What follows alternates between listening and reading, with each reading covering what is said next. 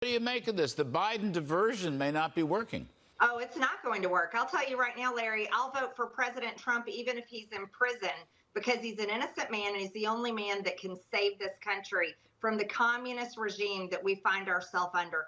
You know, the political discourse in this country needs a total reset when Joe Biden's administration is being labeled as communist by literal elected officials, but then again, Marjorie Taylor Greene could use a reset like once a week. Of course, it is a long-standing trope, the American right calling anything further to their left communism, so much so that it's taken as a joke by most of us, especially those of us on the left. I often wonder why they keep playing the communist accusations when socialist and even sometimes communist ideas and policies have probably never been more popular in the last 60 years than they are now, but it's important that we don't just totally cast off these Red Scare fear-mongering labels and look into them a little to see if there's anything real there. I mean, this is just horrific, and it's wrong.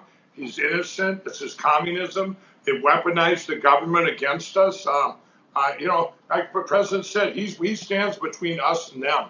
And this is it. This is like a apex in history right now. So there's a couple of reasons the right holds on to these attacks. One, it's the buzziest and easiest dog whistle to conservative ears. The GOP wants to scare people who are already safely on the right and just make sure that they are really going to show up when they need them. In that way, it's not dissimilar to how the left often uses the term fascism, often vaguely and sometimes just incorrectly. Our side is not immune to buzzwords that arouse fear and suspicion about the other side's motives. Much of the GOP, though, is older voters, people who remember the conditions in the USSR or who immigrated from communist countries, especially in South Florida, which I will get into why that's important a little bit later. But the GOP wants to keep their trauma as a constant reminder. But Politico, I think, has the most compelling reason why Trump and Marjorie Taylor Greene just can't stop labeling things they don't like as communist. And it has to do with one of Trump's pending legal cases.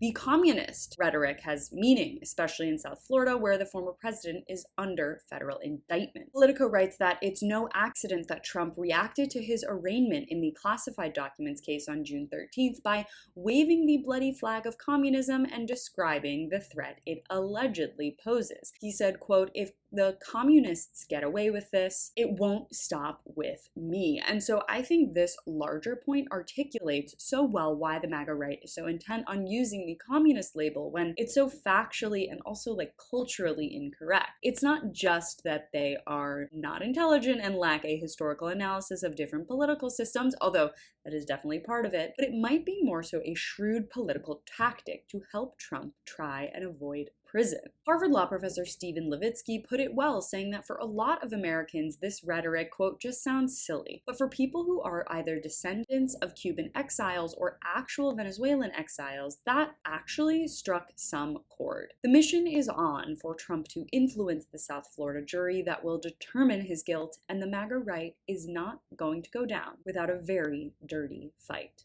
For more of my coverage on the breakdown, stay right here. You can watch my latest video where a deranged Republican crumbles during his Iowa speech by clicking on the link in the description box below. Thanks so much for watching. You can follow me on all platforms at Caro Johnson 917.